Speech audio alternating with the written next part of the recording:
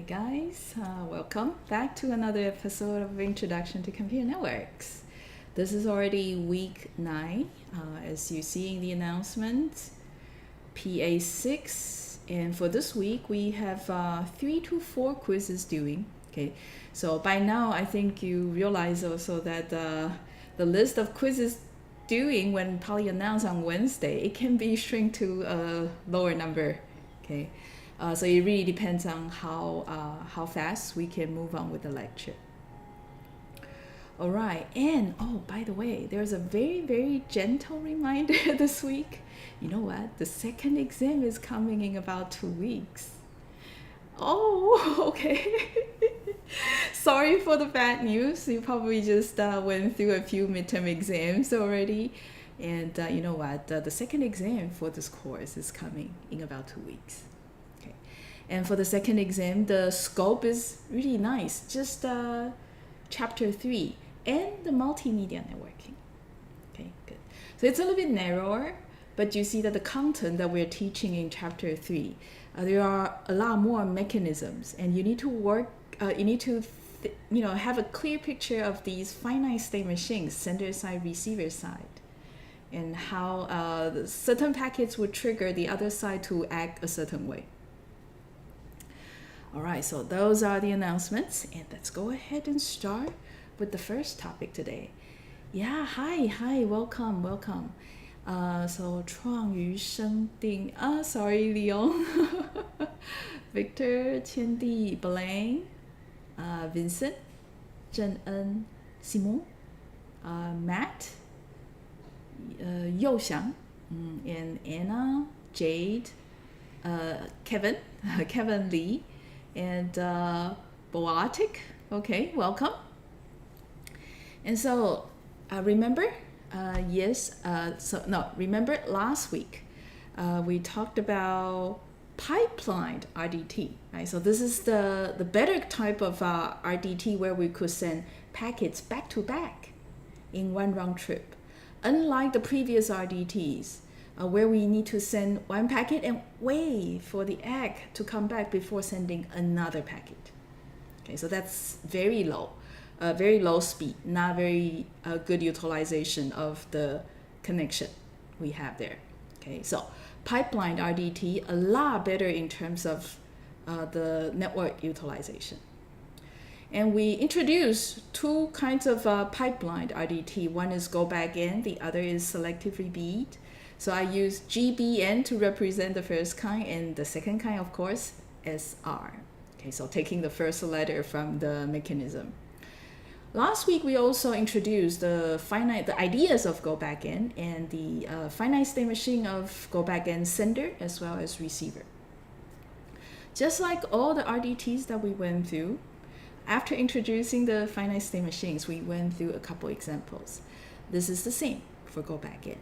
Okay, but you will see in pipelined RDT, especially go back in, it appears to be the simpler kind of pipelined RDT, but it's actually the kind that is a little bit harder for human brain to process. So this go back in example will be showing. It is already one of the simplest example, but it would take some time for us to follow through in order to understand the complexity embedded in the finite state machines. So, and no worry, you might have already forgotten about the finite state machines of the sender, receiver, go back in. No worry. As Polly introduced the example, Polly would also try to review the sender side, reviewer side of finite state machine, so you can follow through the example. Okay. And the reason that Polly spent so much time to introduce or break open today is because this example, the entire length is about 12 minutes. Polly is just going to break it into 2 parts. And you do want to pay attention, okay? And that way you don't have to review the videos again after the lecture. Okay, so first, let's start sending some packets from the sender side of go back in. Next is to walk through an example of go back in, following the finite state machines. So then we go back and recap. Go back and sender's finite state machine and the receiver finite state machine, just so that you can follow. And real quick, the sender side of go back in is this. If we get a call from above, we check real quick whether next sequence number is within the sending window, which is base plus n. If it is, okay, then we generate packet and send it out. And then check whether we should be starting a timer. And the condition to start the timer is if this next seq number is indeed, okay, the base, and then increment the sequence number. All right, so check whether the next seq number is within the sending window. If so, generate the packet, send it out. Check whether we should start the timer. So next seq number, whether it equals the base, and then increment the next sequence number. If we do not pass the condition where the next seq number is within the sending window, then ask the application layer process to wait. All right. Now, back to the example. Let's assume the window size is 4, okay, and the sender's application layer process is sending data all the time. So sender here gets call from above all the time. So let's see. In the first call from above, all right, the base and the next seq number are both initialized to 0. Okay. Now the first call from above is going to trigger, checking whether the next seq number is within the sending window. Sending window starting from base and window size is 4. Next seq is initialized to 0. Is 0 less than 0 plus 4? Yes. So we generate the packet, send it out. And next to what? Check whether we need to start the timer. And the condition to start a timer is only when the next seq number equals the base. Next seq number is 0, base is 0. Cool. Okay. Packet 0 is indeed the first of the first flight. So start the timer here. All right. And next is just to increment the next seq number to what? 1. So next sequence number here at the beginning is 0. Now increment it to 1. So if we get a call from above again, next seq number, is it less than base, still 0, plus 4? Yes. So generate packet 1. 1 here is the next seq number, isn't it? Send it out. Check whether we should start the timer. Next seq num is 1. Base is 0, not matching. So the second packet in flight does not start timer. All right, just increment the next seq num. So here, the third call from above will start from next seq num equal to base 0 and 4. Is 2 less than 0 plus 4? Yes. So we generate yet another packet. Next seq num equal to, send it out. Do we start a timer? Next seq num equal to base 0, therefore not matching, not starting timer. Increment the sequence number to 3. Right? Is 3 less than 0 plus 4? Yes. Generate packet 3, send it out, not start the timer because next seq number is 3 and base is still 0. Right? And we increment the sequence number to 4. And now we get the fifth call from above. And that call from above will check, is 4 less than base 0 plus 4? It's no longer less, right? So what do? We go to the refuse data part of the if condition. So the application layer process is asked to wait, and sender will pause sending for now. And these packets will go out to the internet and hopefully reaching the receiver, while there's a timer that's ticking and ticking, ticking, and that is associated with the base, the packet 0. All right. And here's to quickly review the receiver go back in. If we get a call from below, the data is not corrupted and carrying the expected sequence number, simply extract data, pass to the application layer, generate the ACK, send the ACK, and increment the expected sequence number. And otherwise, just resend the ACK that has been generated previously. Now, the receiver. Okay, receiver here will be receiving packet 0. Yeah, it's not corrupted and it's expected, right? So expecting sequence number 0, receiving sequence number 0, therefore we send ACK, expected number 0. Next, we get a call again from below, packet 1, not corrupted, and it's in sequence, therefore we send ACK for the highest data number that has correctly arrived and arriving in order. So these are being sent back to the sender. But packet 2, is lost somewhere on the internet. but packet 3 will arrive. It's not corrupted, but is it expected? We're actually expecting what? Sequence number 2. So we do not extract data. We actually trigger the default transition, if you recall, and just resend the ACK that is previously generated. So ACK1 is being sent again. So right here. All right. All right, so that's the first part of the example. Now there'll be some ACK packets coming back to the sender. How would the sender react to these ACK packets arriving? And now we come back to the sender side. Okay, we'll be receiving ACK0 here. All right. So receiving ACK0, it triggers sender finite state machines. Oh, the transition at the bottom, isn't it? Receiving a call from below. Yeah, receiving a feedback packet from below. What do we do there? Yeah, let's recall and go back. Yeah, so here, quickly recall. Okay, this transition, getting a packet from the lower layer, and it's not corrupted. What do? Set the base to the sequence number in the ACK packet plus 1. And then we check whether we need to stop timer or refresh the timer. Now, only when the base and the next seek num are equal, then we stop timer, because the base here is empty, meaning no yellow packets at all, because next seek number is the first blue. So only when the base and the next seek number are the same. Otherwise, restart timer. Okay. Now we can come back here to examine. Yeah, what is the action the sender should be taking? Okay. First, receiving ACK0. So that's triggering the transition at the bottom, a feedback coming from the lower layer, and it's not corrupted. So what we do is to extract the sequence number in the ACK, add it by 1, and that will be the new base. So base here is moved by 1 position. The next thing we do is to check whether the base equals the next seek num, right? If they are the same, that means we should stop the timer, because hey, all the data packets are already added, right? But otherwise, then we restart the timer. So hey, base is 1, next seek num was previously 4, isn't it? That's why we are waiting here. Okay, so we cannot be stopping the timer. Instead, we should what? Restart the timer. So this timer here, original ticking, will be cancelled, and we restart the timer here. And that timer is going to be associated with the new base, which is 1 over here. All right. And then, hey, sender is trying to send data. So quickly get a call from above. So we trigger the top transition. Right? So next seek num is 4.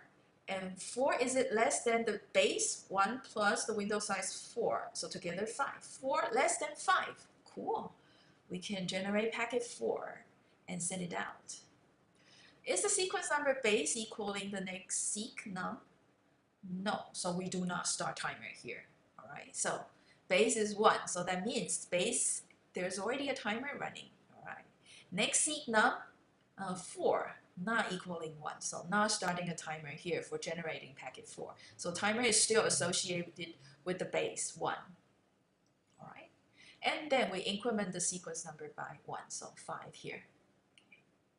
Similarly, receiving ACK1, we set the base to 1 plus 1. So the base is now what? 2. Is the base identical with the next seek num, which is 5? No, therefore we do not stop timer, but instead we restart timer, so T removed there, and T is restarted with the new base, that is 2 over here. Okay, so T for 2. So this is T for 1, and this is T for 0. And at this point, 1 slot open up, getting call from above. Yeah, 5 is less than 2 plus 4, 6. Therefore, we generate packet 5 and send it out. And do we start the timer? No, right? And increment the sequence number to 6. And yeah, another ACK1 is coming in. Okay, this is triggered by receiving packet 3 without packet 2. So ACK1 comes in, triggering the bottom transition, not corrupted, set the base to 1 plus 1, 2. Well, that is the same. All right. Base and next seek number, still not matching, therefore we restart timer. So hey, we actually kill the old timer for base 2. Now restart timer for base 2. That means, wow, this base is actually, waiting a longer time to expire to retransmit. But it's okay. It will still work. Just wait a bit longer. Right. If we get a call from above now, next seek is 6, and base is 2. 2 plus 4, also 6. 6 not greater than 6. Therefore, we again wait here. All right? So, yep, pretty much wait here. And so this timer for the base 2 is going to tick, tick, tick, tick, tick. All right. Let's assume packet 4 and 5 arrive at the receiver side, which generates react of packet 1 because they are out of order. And let's just assume these 2 acts is just going to take a long time to come back before T42, the second time here, times out. Okay. What's going to happen here is that it's going to trigger the sender side, the timeout event.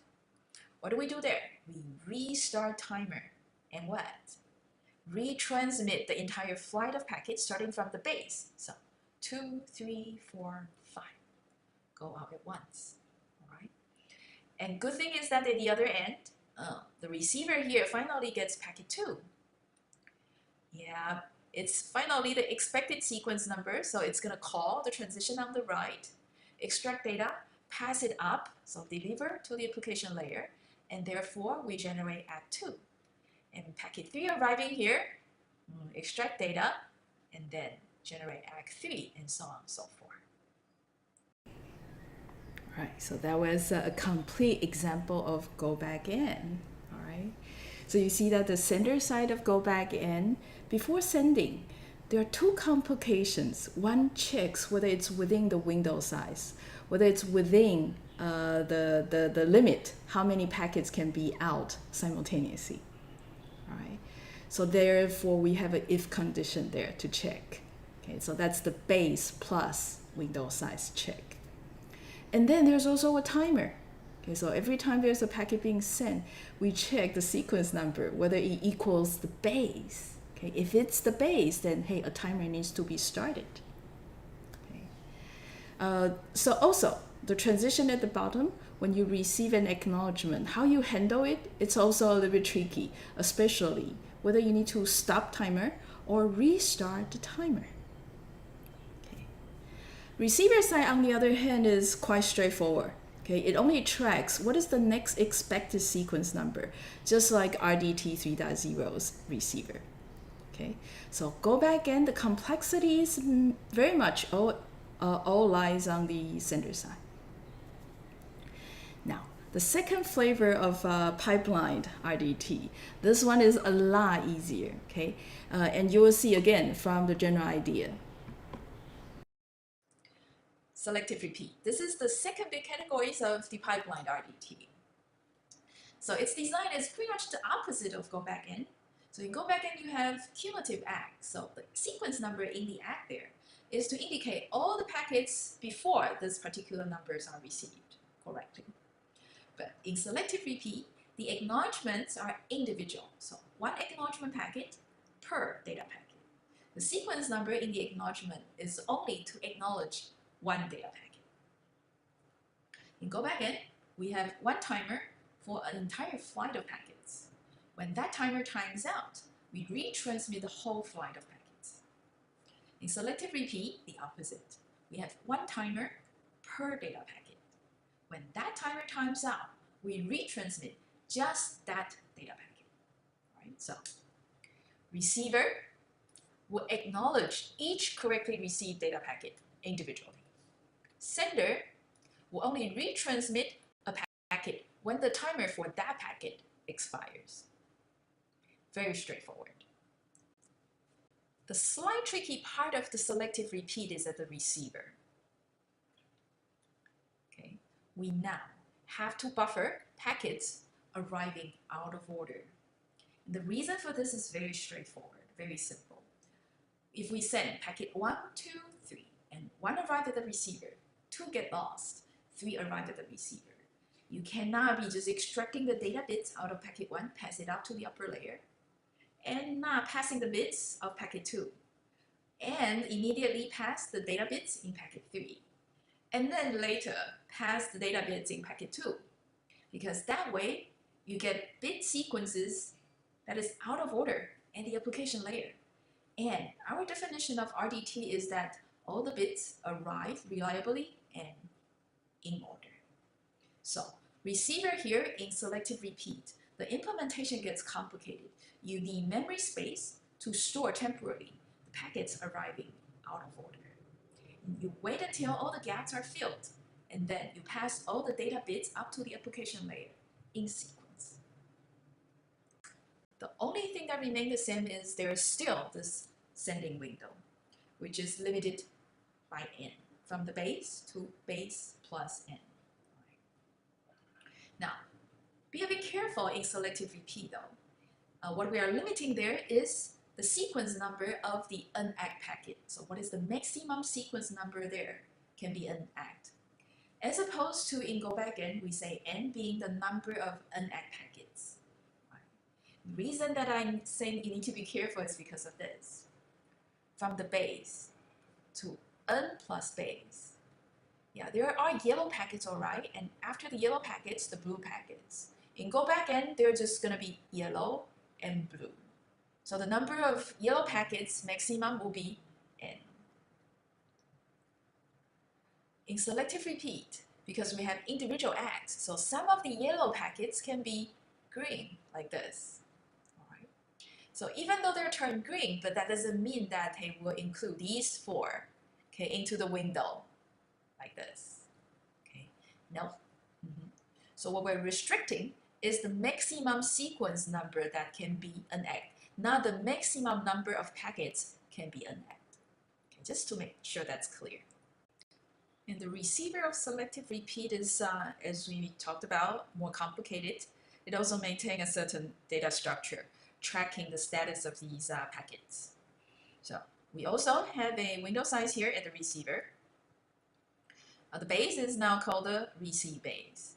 So receive base is always pointing at the first packet expected but not yet received. And there could be a number of these pink packets around. So these are the packets arriving okay, but out of order because there's a gap before it. So those are the out of order buffered packets. The blue ones are reasonable, okay, packets that are expected next. Okay. The black ones are just not possible. So if we receive packets after receive base plus n, we'll be just treating these as maybe hackers injected packets, spoofed packets, things like that. Yeah, so that was the general idea. You see that the receiver side of selective repeat, although easier to understand, but it requires more memory space to buffer the packets that arrive, but there's a gap before it. So those are called the out of order packets. So in a way that it's actually more efficient use of the bandwidth, right? Because the sender does not retransmit packets that arrived okay. But then you need more memory to store these out of order packets and at the receiver side. Selective repeat, the sender side also gets a little bit complex, but complex in a way that packets that are sent individually, some of them can be act already, and some of them still waiting for acts. But you see that the n there indicates the sequence number maximum, okay, that can be an act, not exactly the number of packets an act.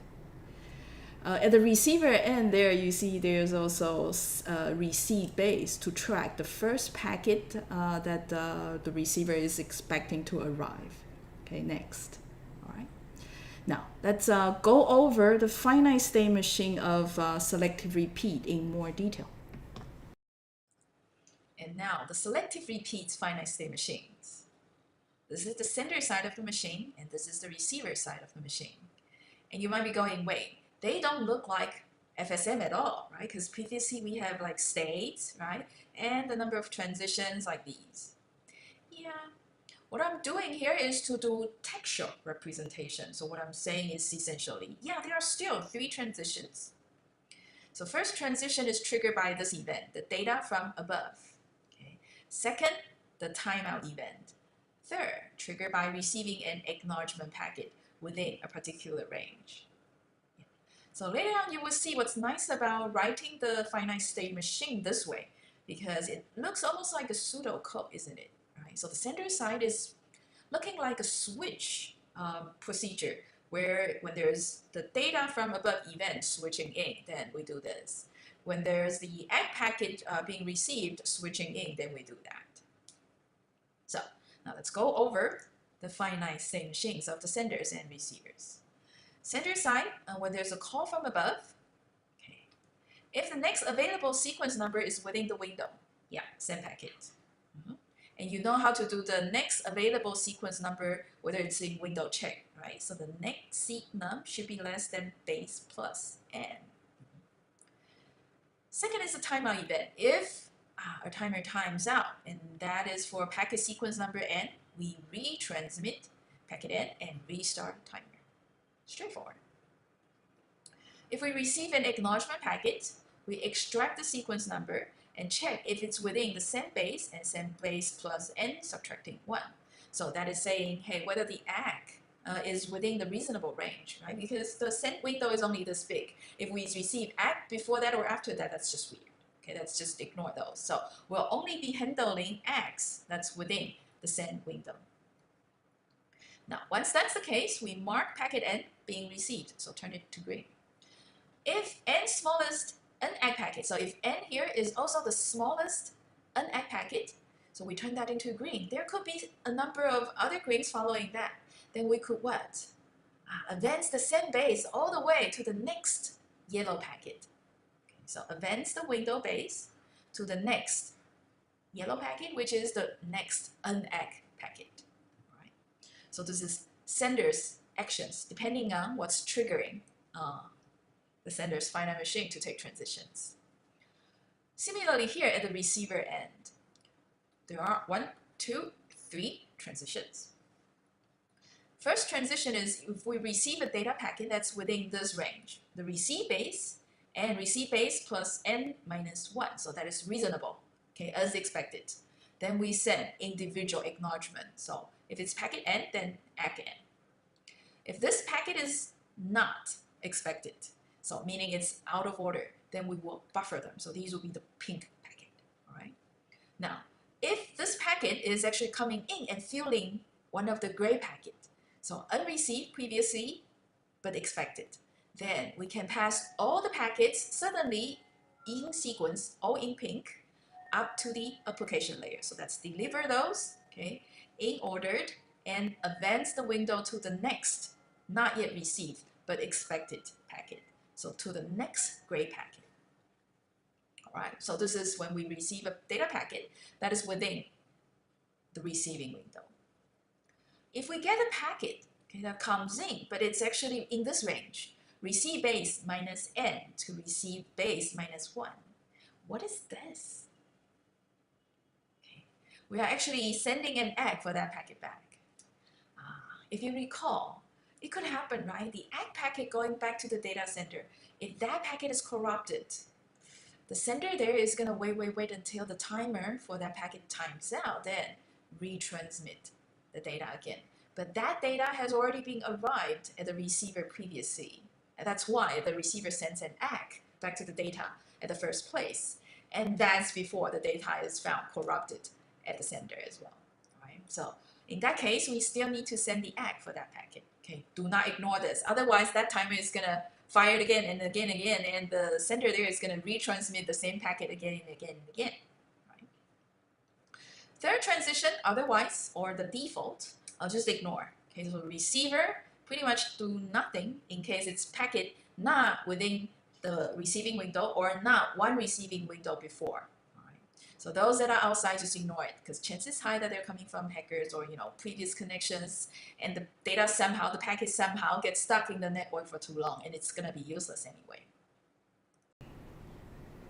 All right, good. So selective repeat, it is a little bit complex. You can see that the programmers implementing selective repeat sender receiver, the work is more than implementing go back in, but it's easier for us to understand. You will see also as we go through the examples. Here's the selective repeat example, a lot easier to explain actually. And that's also walk through an example of selective repeat, just like we did one for go back in. So that example in go back in is actually harder to analyze. This one, on the other hand, relatively easy. Now it looks very much like the example in go back in. So window size 4, and we start from base 0, and the next seek number 0. Getting a call from above? Yeah, because the next seek is less than base plus 4. Therefore, we generate packet 0 and send it out. And we go on until we hit next C equals 4. And that is not smaller than 0 plus 4 anymore, so we wait. All right. Now, over at the receiver side, scenario similar, receiving packet 0, but the receiver's action different. Okay, for packet 0, we send individual ACK 0.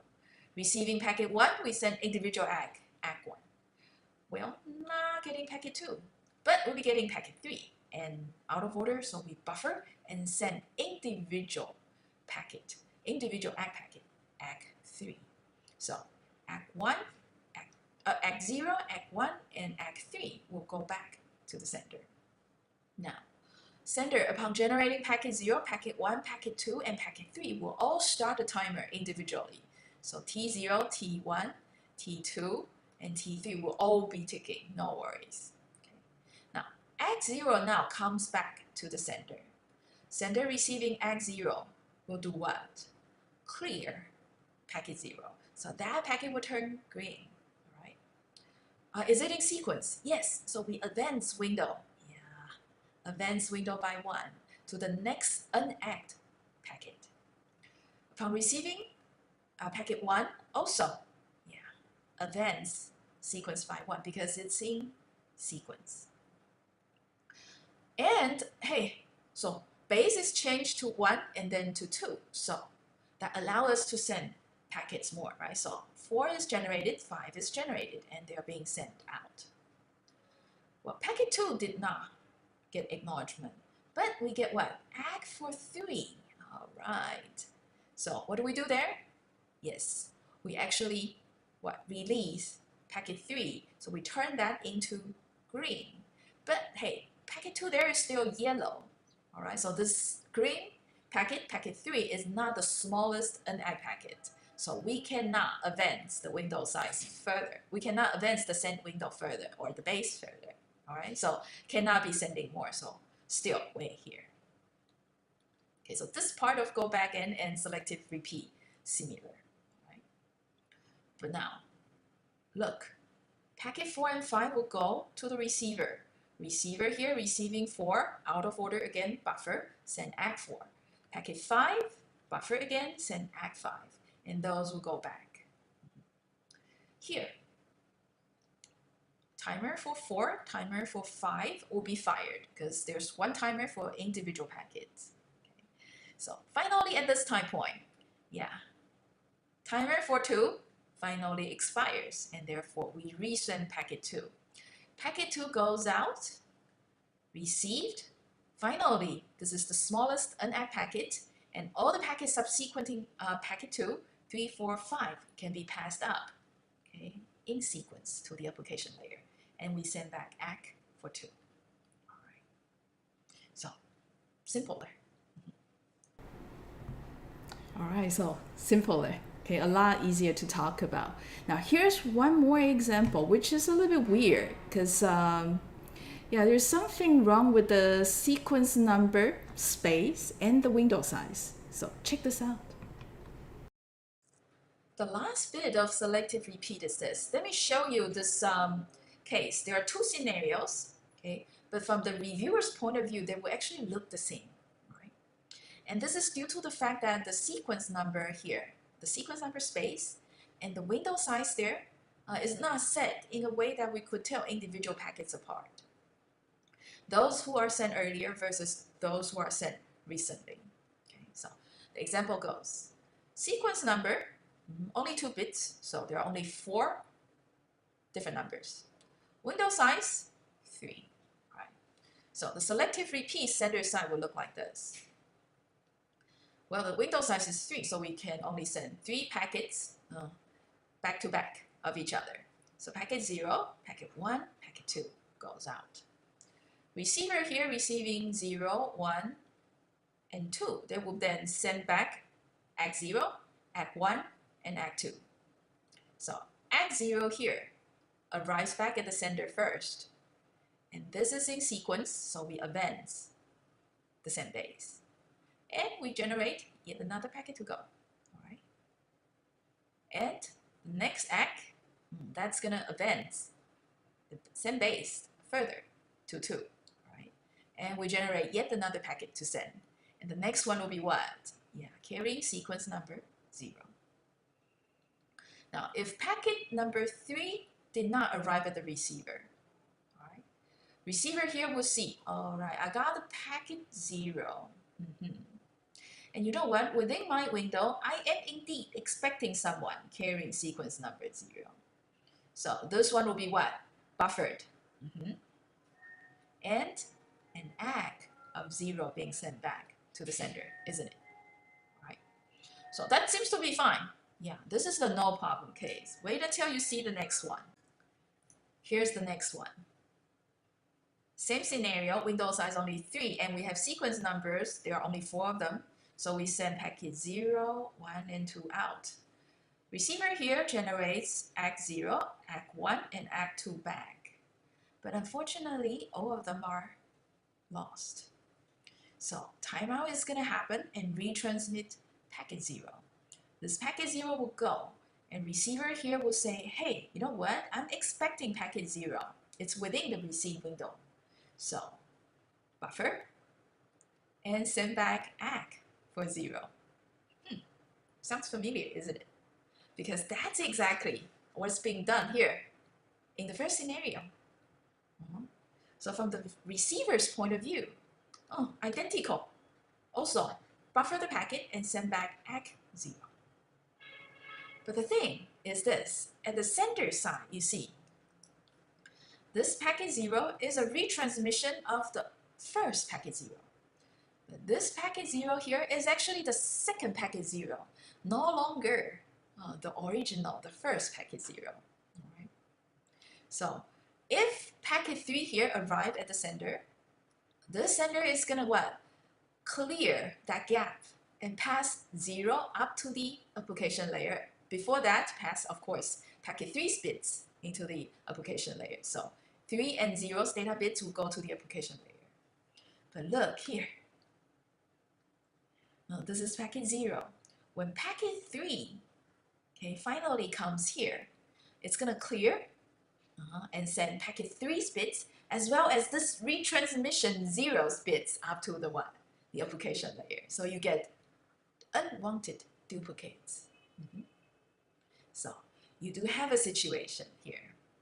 From a receiver's point of view, it actually sees no differences in the two scenarios. You get duplicate data in the end in case B. So we need to be careful here to prevent packet 0 here and packet 0 here obviously are 2 different packets, but being confused as the same packet. Okay, so according to case A, we'll actually pass packet 0, these bits again to the application layer. Not good. All right. So in order to tell this packet 0 and this packet 0 apart, we have to think, what is the worst case? Okay, can we use a sequence number such that we will not be confusing this packet from this packet? Okay, so a new packet should be farther away, should be carrying a sequence number that's farther away from an earlier packet. And no worries, if you look at this, case number 2, case B here, is already the worst case that I'm illustrating. So in this case, we're seeing that the receiver is advancing the receiving window one after another. So the receiver is saying, hey, everything is okay, let's move on. But sending side here, not getting any ACKs back, hesitates and waits and waits and waits and not moving. So you have one end moving really fast and the other end staying. Okay? So you see in the end, the worst case is what? The sending window never really moved, but the receiving window moved the entire n, right? So they're actually n apart. If you want to make sure that none of the packets still in the sending window will be confused with the packets in the receiving window, what do you need to do? Isn't it obvious? The sequence number makes sure that the space is larger than 2 window sides, right? Then, hey, packet sequence 1 will never appear again in the next window, in the receiver's window. All right, so you would never have the trouble of confusing an old packet from a new packet. And that is why the sequence number space here needs to be larger or equal to 2 times the window size. All right, so that was an interesting case, isn't it? Yeah, and that example also explains why the sequence number space needs to be at least 2 times the n, the window size. Good. There was a question from Vincent. Yeah, I think Vincent is asking about selective repeat sender. Okay, because selective repeat receiver receiving packet 4 will send individual ACK for 4. So sender will eventually receive ACK 4. Okay, but does it send packet 2 again? No, because the retransmission is also per packet. Okay, but you see, the reason that in that example you see packet 2 is retransmitted, that's because the timer for packet 2 has tick, tick, tick, tick, tick, tick, and expired. Therefore, packet 2 is retransmitted. That's not because it's receiving acknowledgement for packet 4. Okay. I hope that explains and addresses your question, Vincent. And now we move to quiz 22. Okay, so this is a quiz to summarize, in fact. Go back n versus selective repeat. Q1 asks, which methods require more timers at the sender end and why? Q2, which method requires more timer at the receiver end and why? Q3, which of these two, go back and selective repeat, require more memory space at the sender side and why? Q4, what about receiver side? Which one of them requires more memory space at the receiver side and why? Okay, so Q1 to Q4, let's go to the Slack space and try to find channel W9 quiz 22. You have 5 minutes to work on it. Be a little bit careful. Polly is very good at giving trick questions. So, hey, first pair of cues, timers. Which mechanism need more timers at sender end? Which needs more timer at the receiver end? Q3 and Q4 is also a pair, but it's about memory. Okay, so there could be more memory required at the sender, but there could also be memory required at the receiver. Okay, so which one needs more at the sender? Which one needs more at the receiver? Do tell why.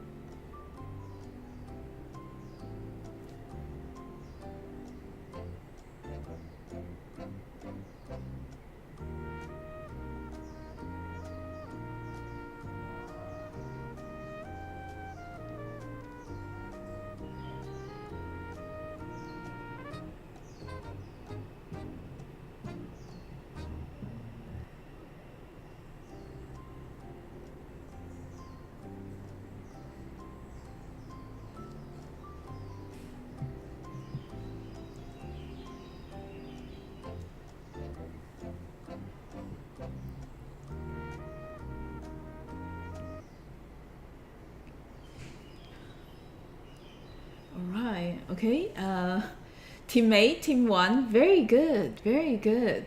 So Q1, very straightforward, right? So I'm asking timers. Okay, sender end, receiver end. So first is more timer at the sender end. Well, selective repeat needs 1 timer per packet. Go back in, 1 timer for a flight of packets, of course. Okay, selective repeat needs more timer at the sender end. What about timers at the receiver end? Yeah, exactly. Naiming and agent, you're right. No timers at the receiver end for both mechanisms. Okay, so there are equal amount of number of timers, in fact. Okay, so you guys didn't get tricked. Very good, very good.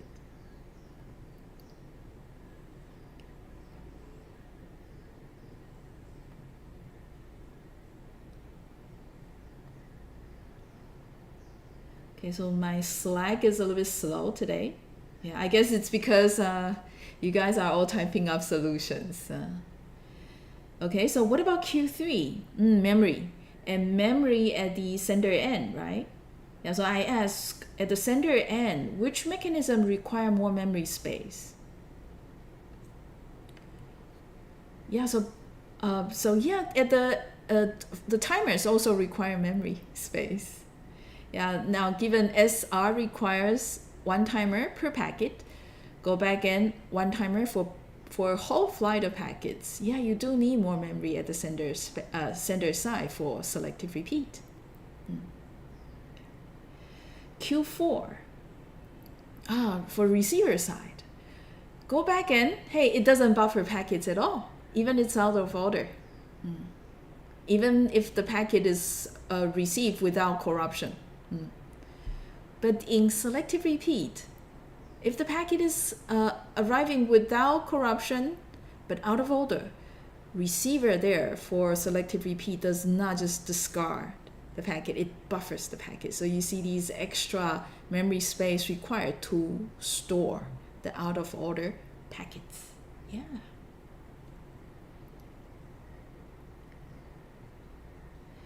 Okay.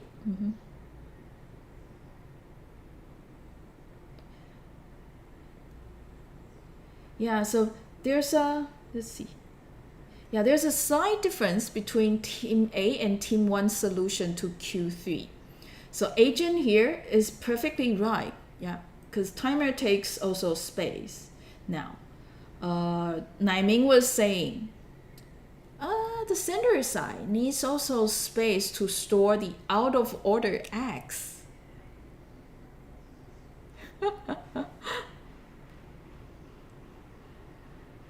But you see, in selective repeat, those out of order acts are not stored, they just acknowledge the packets. And those packets will turn green. Okay. But you see, those packets, okay, you cannot advance the window yet. So the amount of memory you need to keep the packets within the sending window is the same, still n. Okay. In selective repeat, if we slide the window when there's one green packet turning, when there's one yellow packet turning green, then yes, you are right. Okay. Yeah, it's like, you need to also extra space to store that extra packet we sent. Okay. But the reason, okay, so SR does require more memory at the sender side, but the reason is not because we need to store the out of order X. So we just turn those packets green. You can potentially release the green packets, memory for the green packets. So you actually need less memory, okay, if you think about whether you need to cache or store, keep the memory for the packets not yet acknowledged. All right. I hope that is clear for you, Naiming. Yeah, it needs to store OX. Actually, think again, the sender actually does not store the X, it just tracks whether the packets are received or not for selective repeat.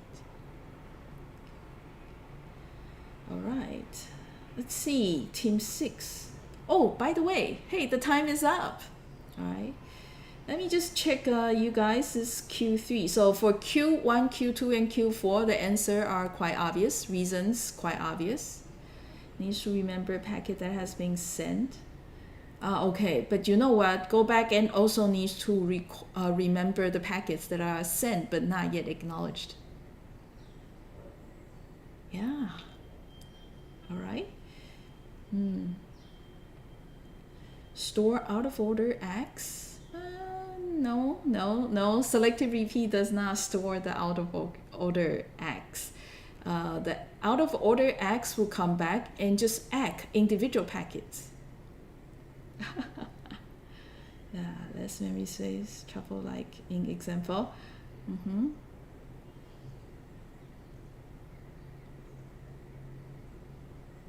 no timer because it needs save out of order. Okay, so guys, Q3, think about this. Okay. So team 7, Tiandi, you might want to be a little bit more articulate there.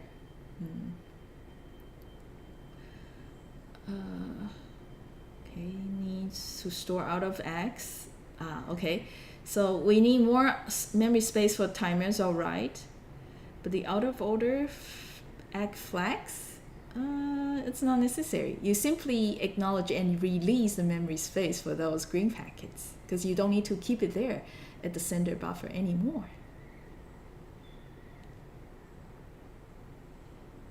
Okay, Kevin, good.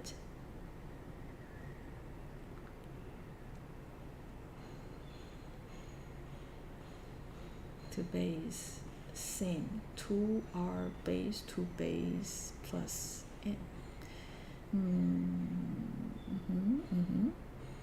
Yeah, so what is the memory requirement at the sender end? Okay, think about it, guys.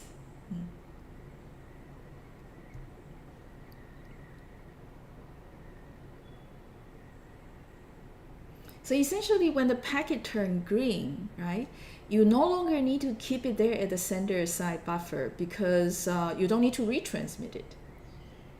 So green packets, you can feel free to release those memory that you have allocated. So at the sender end, to store those packets that are yet to be acknowledged, you do need memory space. Okay. But go back and selective repeats memory space to store those unACK packets. Which one is more?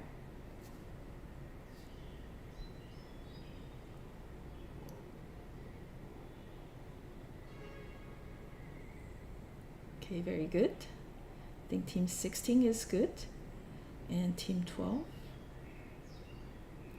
Reply from receiver. Okay.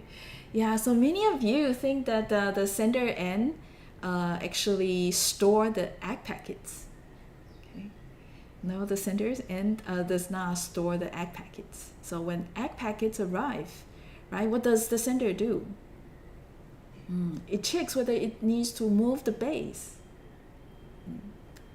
And it checks whether the timer can be removed or needs to be restarted. Okay, good. So think about it, guys. Yeah.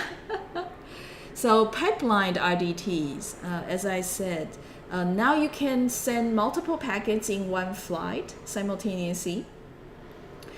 The utilization gets higher, but you see the mechanism itself gets complicated, and it's also a little bit harder for you guys to comprehend.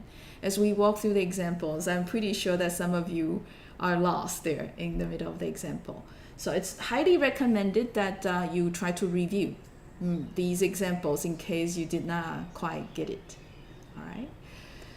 Okay, good. And with that said, we are already using more than the time we have today. Okay. Tomorrow morning, we'll start a new topic. It's called TCP's reliable data transfer. So we talk about general RDT mechanisms from stop and wait, RDT 1.0, 2. something, 3.0. And then today we finish talking about the pipelined RDT. Tomorrow we'll start talking about TCP's RDT. And you will see also which type of RDT that TCP is based its reliable data transfer mechanism on. So I'll see you tomorrow, 10:20. Good. With that said, I say goodbye. Bye. Okay.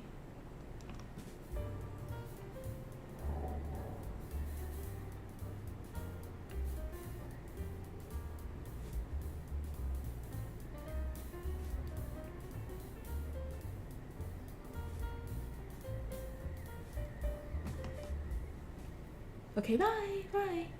But I think Qiendi, you guys were just finished with the video where we have a weird case. We say that the sequence number space needs to be 2 times 2n, 2 times n, but that doesn't mean the memory space required is 2n. The memory space required is still n. It's just that the sequence number required, the space needs to be 2 times. Okay. But hey, I understand. 2 times the sequence number, that means there are more bits for the sequence number in the packet header. Yeah. But if you think about it, the memory space requirement at the sender, because you need to remember those packets you just sent. Okay, you are only able to release the memory when you receive the ACK for it, because chances high that you might need to retransmit it. Okay, so memory space required to remember the packets not yet ACKed. Okay, that is what's taking space at the sender end. And of course, having a timer there will also take space, memory space. Okay, good. All right, bye. Okay, sorry we're going too long today. Okay, good. Good that I updated my quiz questions so that you guys figure also something else out that previously I did not ask. Okay, bye. Okay, go. Sorry to make you guys rush to the next course.